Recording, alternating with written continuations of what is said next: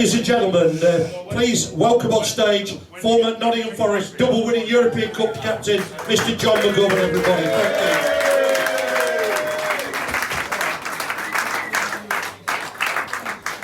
Thank you. John, first of all, thank you very much for... John's an ambassador at Forest now, for those of you who didn't know, so it's a rare weekend off for him. I just spoke to him over there and I said, I thought you might like to get away from football. He said it's just nice to come somewhere different. And he's been a guest down here a number of occasions in the past, so it's great to have him back. And I thought, what an occasion to have him back, one of our biggest games. It's an absolute honour for us to get this far in the competition, so we're going to enjoy the afternoon. John, thanks for coming, buddy. Take us back in time. Obviously, a lot of the fans that come in here are Forest fans. How did you end up at Nottingham Forest? Well, actually, I'd gone to Leeds United with Brian Clough, and you can all remember how well received he was at Leeds United. But he was very fortunate because he got out after 44 days, and I spent about 3 months there. But I did experience something, Mick, that I've never experienced in my football career. That is making your debut, running out on the pitch at Elland Road and getting booed by the home fans. You know, I thought it was usually the away fans that did that, but at Leeds they had it in for me, so the home fans booed me. And I wasn't that well received, obviously. Well, similar to the manager. We loved you at Forest, mate. You know, they're lost because at the end of the day you went on to have the most remarkable success. Certainly in my lifetime it's not going to happen again. I just want to go through, I know we've not got a great deal of time because we're not that far away from kick-off. What I'd just like to do is go through with you one or two of the fantastic achievements at Forest. Take me first of all to the promotion. Colin Barrett was here the other week. He was telling me you were on a plane. Tell me the story of the actual promotion when you went up from the First Division. And I'd just like to get your thoughts as well on the difference Peter Taylor made when he came in, because it was after Taylor came in that we actually got the promotion, wasn't it? Yeah, I'll start with Peter Taylor because obviously he came in and then the club took off. That's because Brian Clough knew that he needed him to form what I would have called the perfect management duo. So Peter Taylor came in, all of a sudden the recruitment of players came in, because while Brian Clough was there on his own, he actually tried to sell Tony Woodcock to Lincoln for 15,000.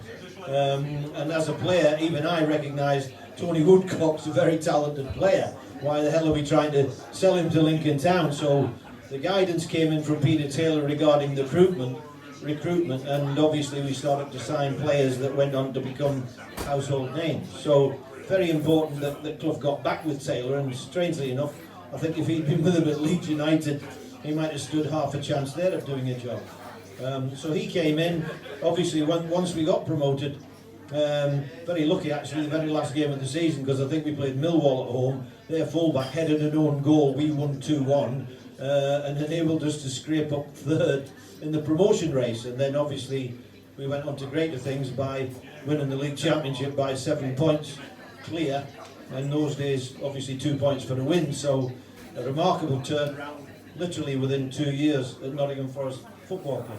And as Colin was saying the other week, you actually found out on a plane that you got promoted. Was there a few beers soaked that day then? Well, it was the manager's good ideas that we really appreciated, because when the season finished we'd shoot off to Mallorca without the wives and just have a few quiet recreational nights out at the end of the season, but we were actually on a flight when we found out the news that we'd won promotion, which was quite strange because we'd finished our fixtures and there were still 2 fixtures to come, and we found out we won promotion. And then people said, well, what did you do when you got there, you know, after finding out you'd won promotion? And I just had to say to them, I can't remember. We touched ground and then we went, I think, into every bar on the island, you know, as quickly as possible. So we did drink the odd half a shandy in those days. I think there's a few celebrating in Nottingham as well, John. So just take it on to the next level. Obviously, the start of the following season, we've won the. Obviously, I was there. I was in the stand. I was there with my dad, and I supported Forest basically all my life. So I was in the stand. I remember that, and I remember the European Cup draw, and it was sort of, shit, we've got Liverpool. And one way of looking at that was, excuse my language, sorry, done it again. One way of looking at that was, if we knock them out, that's a hell of a coup. But the other side of it, we're probably the best team in the competition. So, how did the players and the management feel about drawing Liverpool in the first? Well, we actually listened to the draw, and Obviously, some of the players are saying, "Oh, I want to go to Paris," you know. Other ones, I want to go to Germany," you know. "I want to go to Spain," you know. And then when Liverpool came out, we went, "Christ, we're not going anywhere. We're not even leaving the country. It's supposed to be the European Cup, not the fucking local cup." So we were a bit disappointed it was Liverpool. But then, you know, people said, "Oh, I bet when you knew it was Liverpool, the European champions, you'll have got really worried," you know. But we didn't, basically, because Clough said to the players, you know, if you don't mind me trying to impersonate him, "Liverpool will worry about Nottingham Forest. We don't talk about Liverpool in this dressing room, it's what you do that counts." Brilliant, and that's exactly what happened. So, again, I remember the home win. I remember going there under quite a bit of pressure. I know Shilton, the centre backs, and all the team played really well, but it was a bit of a rearguard action. Just the game that stands out for me, John, and I know we had some really good wins in that. The one that stands out for me, and I'm not ashamed to say that I knew that I could go to the final, and the one thing that stands out for me, two of my best mates, one of them's up there, Greg Last. He's here. We were at the semi-final against Cologne, and I knew I could go to the final. And when we drew that night, I must admit I left in tears as a kid, because I thought I was frightened that was my opportunity gone to go to the final. The year of little faith, you will say, but a hell of a result to go there. I mean, you were on the cosh in the Cologne game because we wasn't. I can remember the pitch and everything else. Just take your memory through those two games, because they were pivotal. Well, yeah, I mean, you're in the semi-final of the European Cup, and I mean, it was actually the Champions League in those days, because you had to be champions of your country to get into the competition. Now you can be sixth in your country and get in the so-called Champions League. So as soon as somebody corrects that and says, no, wait a minute, we can't call it the Champions League, because if you're sixth in your country and you win it, you're not a champion, are you really? But anyway, forget about that. We actually, in the semi-final, you know, we were 2-0 down at home in the game at Forest, and then obviously managed to pull it back, and John Robinson scored a rare header for us to draw 3-3 and then go to Cologne. And I know that we were 3-3 and we weren't goals in front, and they could draw 0-0 and get through, but we just had that great belief. And then we had somebody called Ian Boyer, who as a midfield player would score crucial goals at crucial times in crucial matches, and that's exactly what he did. As usual, a good delivery from, I think, John Robertson. Ian Boyer comes in, heads a goal, and we were very good at literally stifling the opposition, getting behind the ball, giving them no space, giving them no room, giving them no time, and we ended up and won the match. And the strangest thing that I remember about when the final whistle went was that as the referee's blown the final whistle to end the match, our commercial manager ran straight past me on the pitch, and I thought, where's he come from? The ref just blown the whistle. So it was one of the funniest things I'd ever known. You know, he's running, going crazy on the pitch, our commercial manager, but the referee had just, you know, blown the whistle. So, you know, I mean, that meant we were in the final, and you know, we were capable of beating anyone. You know, you get through Liverpool in the first round, and you know you're capable of beating anyone. So a lot of confidence in the side, and thankfully we managed to retain that the next season as well. I was going to ask you about the second season, because obviously I was there for the first final, I wasn't there for the second. In many ways I thought that retaining the European an even greater achievement, because in my opinion you went into the latter part of that tournament, Trevor had got injured, and in many ways we went into the latter part possibly as underdogs, and for me I thought in some ways that was a better achievement than the first time. You might not agree with me, but that's from a spectator's point of view. No, you're correct. We went in as second favourites and European champions. Obviously, we'd lost Trevor Francis. We had a young kid called Gary Mills, 18 years of age, who was going to make his debut. You know, and obviously we were playing against Hamburg, the German champions, with no other than Kevin Keegan, an Englishman leading their front line. You know, but we had two central defenders called Larry Lloyd and Kenny Burns, and you know what I mean. They were quite capable of defending against anyone, and you know, I think Mr. Keegan got only got one or two rough tackles in the first half hour of the game, which he would expect, but you know, Kenny Burns and Larry Lloyd would remind him that he's going to get some more tough tackles. Drop further back, didn't he? If he goes anywhere near them, you know, so he did just drop that little bit further back, Kevin Keegan, and we managed to get, again, a goal from John Robertson, who was an absolute wizard of a player, one of the best players I've ever seen.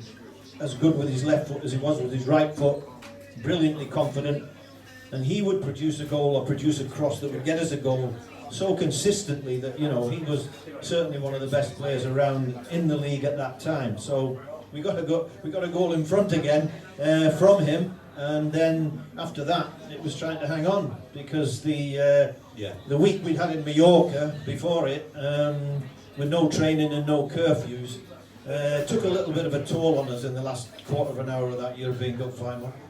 But we managed to get through that, survived, staggered through it, and then obviously celebrated with everyone else. Brilliant, absolutely incredible.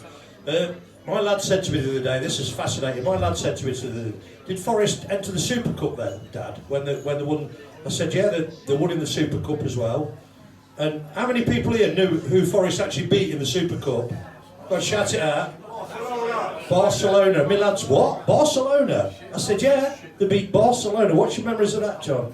Well, the strange thing is we beat Barcelona, and at the end of the match, you come out of the stadium and there was like a phalanx of Barcelona supporters leading from the door all the way to our coach that was about 300 yards down the side of the ground. And I thought, oh, we're in trouble here. They're gonna either start throwing stones or something. And all they did was they applauded us all the way from the door coming out the ground. That's brilliant. Onto our team coach.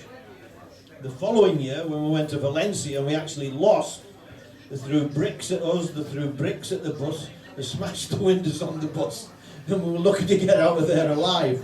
So, slight difference between the Barcelona supporters and the Valencia supporters. Brilliant.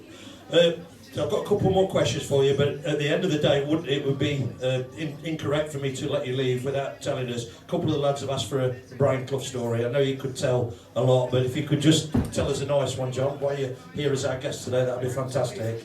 I think one of the things about Clough is that you didn't know what was coming next. But I mean, I first started playing football as a 16-year-old, and eventually progressed at Hartlepool United in the English 4th Division. Got to Derby County, and I had my own idols when I was at Derby County, and Brian Clough though was always on about my hair, because if you think about the 70s, the Rolling Stones and the Beatles, and long hair had become fashionable, so I used to have a running battle with the manager every time he looked at me to get my hair cut, you know. And then one day he called me into his office and he said, "You want to look like George Best, do you, with your long hair?" And I said, "Well, yeah, that's right, boss." He said, "Well, when you play like him, you can wear your hair like him. Get it bloody cut." So I ended up getting my hair cut, because there's no argument, is there? You know, I wasn't a George Best, unfortunately. Yeah. I saw something the other day. I'm going to catch you with this one. I didn't know this, because I've met you many times. I didn't know this, but I understand you were assistant manager of a club that produced a miracle in staying up from. It was something I saw on the story the other day, and I didn't even know. Can you tell us that one for? Yeah, that was at Hull City. That's right. One of the manager was a player who I'd had under my wing in my first job as a player manager at Bolton Wanderers, and he'd got the job at Hull and I was out of work, so he phoned me. I mean, he'd played for me, and you know, he was a good player.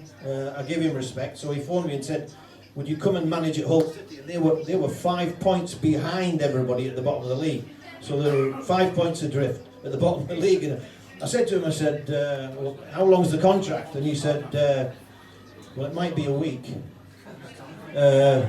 or maybe we'll stretch it to a month." And I said to him, "Warren, are you kidding?" And he went, "Oh, that's the position I'm in." He said, "You know, they're only allowing me to bring somebody in a very short period of time." So I agreed with him. I said, "Come on, I'll help you out. Let's get stuck into this job." And they avoided relegation. And call it the miracle, don't they? The Hull miracle. They call it the Great Escape, at Hull City. So I was part of that as a manager, and it was, believe it or not, it was as much fun as it was the rest of my career. Maybe not as many highlights, but you know, to save a team that was 5 points behind everybody, you know, and full credit to Warren Joyce, who's the guy who was the manager at the time, and believe it or not, now you know where he's working? No idea. Nottingham Forest Academy. Really? God. He is. I don't know where I saw the story. I just saw it. His name's Warren Joyce. Warren Joyce, right? His dad was my assistant at Bolton. I thought I've got to ask John about that on Saturday. Just to finish off, John, because we've got the game coming up. and the team news and everything that goes with that. So just want to ask you quickly, obviously you're an ambassador at Forest now, there's been some changes, we were bottom of the league. Can you just take me through the process there? I know you weren't in the decision making process, but obviously with Chris Hughton we were struggling, bottom of the league, new managers come in, had a massive effect. What's your take on all that's happened this season so far? I think in football sometimes you need a little bit of luck, and I thought a lot of the matches while Chris Hughton was the manager, the effort of the players was sufficient, but a little bit of rub to the green, a little bit of luck certainly went against him. And obviously since the new manager's come in, making the job look dead easy, you know, he'll be grateful occasionally, because we went into games like Birmingham where the opposition side had chances, should have scored, put us behind and then missed them. When Chris Hughton was there, somebody make a mistake, we concede a goal. The opposition would create a chance, they'd score a goal. We weren't getting beaten 3-4, 5-0 every week. A lot of the games were by the odd goal, so they're very close. So Chris Hughton was just a little bit unfortunate. But since Steve Cooper's come in, obviously there's still the same amount of effort. But if anybody thinks we're going to go flying to the top of the league, I think I'd just take a rain check on that. Yeah, think all right. Brilliant. Ladies and gentlemen, please put your hands together. Double European Cup winning Cup winner here at Carlton to support us today. And thank you, John. Brilliant, mate. Thank you. If you've got a programme, there is a page in the programme where you can... he'll sign his...